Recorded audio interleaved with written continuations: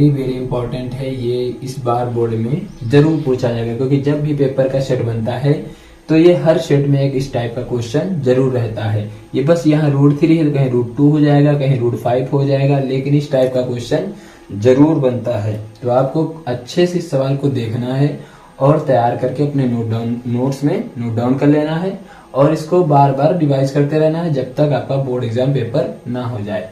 इसको आप अच्छे से करिएगा। चलिए आइए देखते हैं, सॉल्व करते हैं। तो ये सवाल कह रहा है सिद्ध करना है कि √3 एक अपरिमेय संख्या है, यानी √3 जो है क्या है, एक अपरिमेय संख्या है। तो सबसे पहले लिखेंगे माना अपोजिट मानेंगे, लिखेंगे माना √3 एक परिमेय संख्या है। क्या मानेंगे? परिमेय संख्या है। परिमेय संख्या है, वो कह रहा है परिमेय, हम मानेंगे इसको परिमेय। तब लिखेंगे तब a/b बराबर √3, इसको मान लिया। तब a/b बराबर √3 लिखेंगे जहां a और b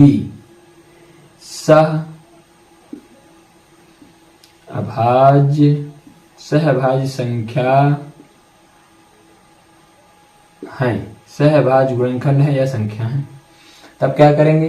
तब इनको हम करेंगे क्रॉस गुणा करने के लिए, लिखेंगे a/b बराबर √3 और क्रॉस गुणा कर देंगे। तो जब क्रॉस गुणा करेंगे तो a का नम हो जाएगा a और √3 का नम b हो जाएगा, तो क्या होगा √3b। यहां लिखेंगे दोनों पक्षों में वर्ग करने पर, क्या लिखेंगे? दोनों पक्षों में वर्ग करने पर। तो आप आराम से इन दोनों पक्षों का क्या कर देंगे? वर्ग कर देना। तो क्या बनेगा? a² √3 का स्क्वायर करेंगे तो क्या आएगा? 3, b का स्क्वायर करेंगे b²। कोई भी संख्या अगर रूट में होती है तो इसका अगर हम स्क्वायर करते हैं तो क्या हो जाता है? रूट हट जाता है। तो हमने √3 का स्क्वायर किया, कितना आ गया? 3। अब ये 3 इसके गुणे में, इसको इसके नीचे भेज दो। ये 3 इसके गुणे में है, इसको इसके नीचे भेज दो। तो क्या बनेगा? a²/3 बराबर b²। इसको बना के समीकरण 1 छोड़ के देखेंगे क्या करना है। छोड़ा। अब लिखेंगे यहां देखो a² जब 3 से भाग है, ये a² 3 से भाग है, तो लिखेंगे यहां परंतु a² क्या है? 3 से भाग है, तो a भी 3 से भाग होगा। इसमें थोड़ा सा थ्योरी रहती है इस सवाल में, इसीलिए वो 2 नंबर का आता है लिखने के लिए। देखो a² जब 3 से भाग है तो a भी 3 से भाग, क्योंकि a² संख्या जो है जब 3 से कट रही तो स्क्वायर नहीं होगा, तब भी वो संख्या 3 से कटेगी, इसलिए हमने इसको लैंग्वेज में लिख दिया। लिखे तब यहां पूरा हल करने के बाद लिखेंगे पुनः मानना क्या माना? जो संख्या यहां होगी उसी को माना। इसके ऊपर क्या है? a, तो हम मानेंगे 3a। क्या मानेंगे? a बराबर मान लेते हैं, a बराबर 3c, इसको मान लिया। a की जगह पर क्या रख देंगे? 3c।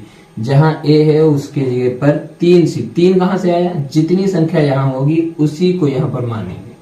इसको लिखेंगे समीकरण 1 में रखने पर, समीकरण 1 में इसका मान उठा के धर दो। तो जहां a होगा वहां पर रखेंगे तो क्या बनेगा? a की जगह पर रखा तो 3c²/3 बराबर b²। इस 3 का स्क्वायर करेंगे 9 हो जाएगा, c²/3।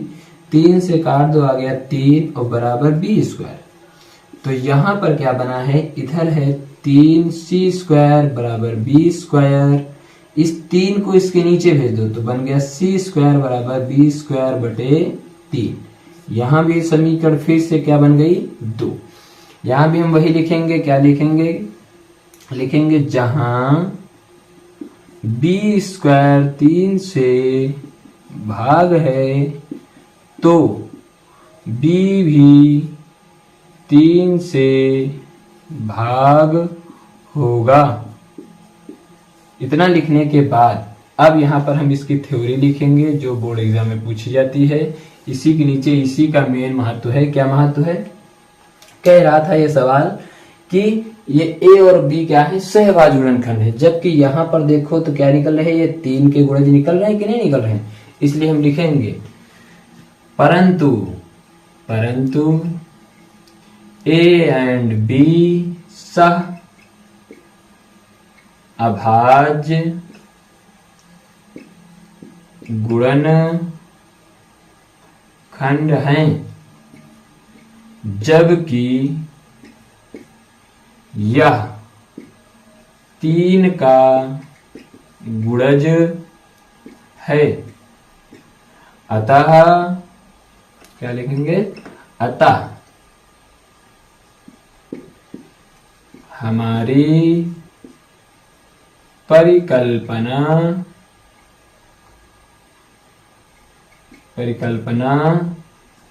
गलत होती है। इसलिए हम कह सकते हैं कि √3 एक अपरिमेय संख्या है।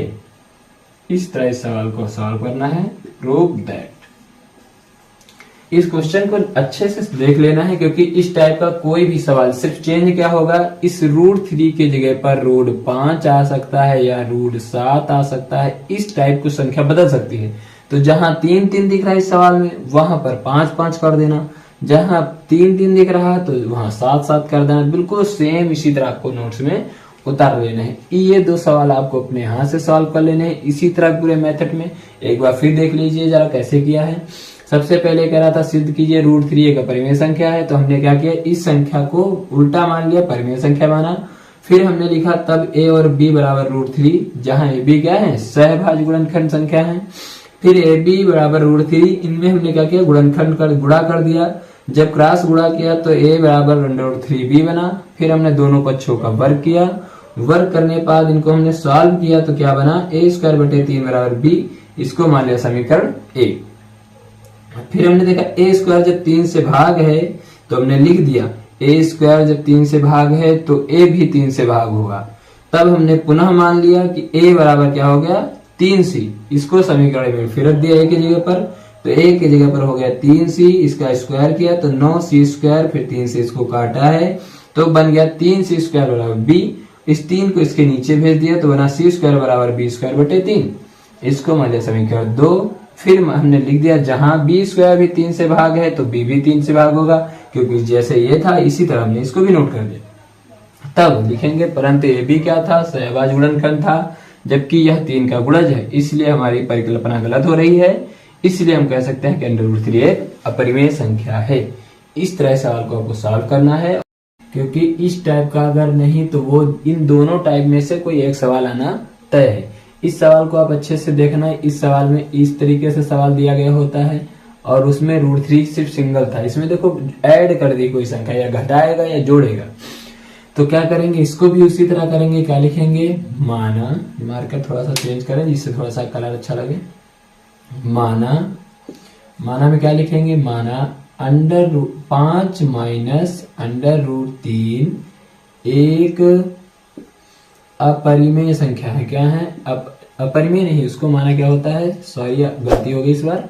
क्या करेंगे? एक परिमेय संख्या है। परिमेय संख्या है, यहाँ पर मानना था परिमेय क्योंकि हमको अपोजिट मानना है। हमने सेम मान लिया था। क्या है? एक परिमेय संख्या है। जब परिमेय संख्या होती है तब क्या लिखेंगे? लिखेंगे a/b बराबर 5 माइनस √3। यही तो है सवाल में। यहां फिर लिखेंगे जहां a एंड b क्या है? सह अभाज्य गुणनखंड है। सहभाज्य गुणनखंड है। अब क्या करेंगे हम? यहाँ पर इस बार वहां संख्या 1 होती थी तो उसको क्रॉस गुणा कर लेते थे, वर्ग करते थे। तो यहाँ पर इससे छोटा है, कैसे करेंगे? यहाँ पर इस संख्या को इधर लाना है तो क्या लिखेंगे? a/b, ये प्लस का है, इस साइड आएगा तो माइनस का हो जाएगा। यहाँ क्या बचा? माइनस का √3 बचा।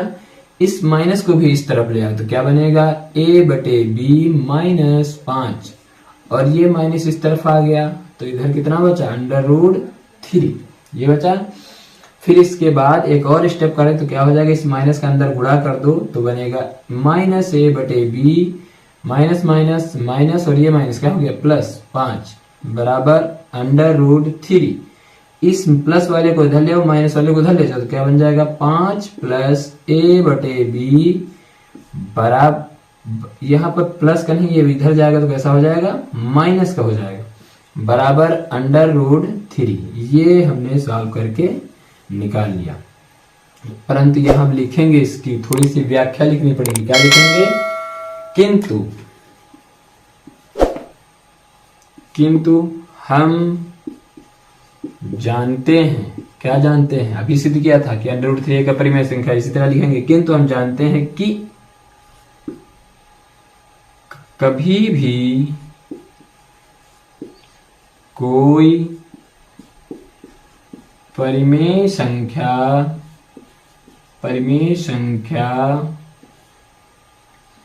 किसी भी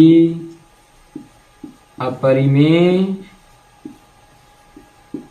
संख्या के बराबर नहीं होती। इसलिए हमारी परिकल्पना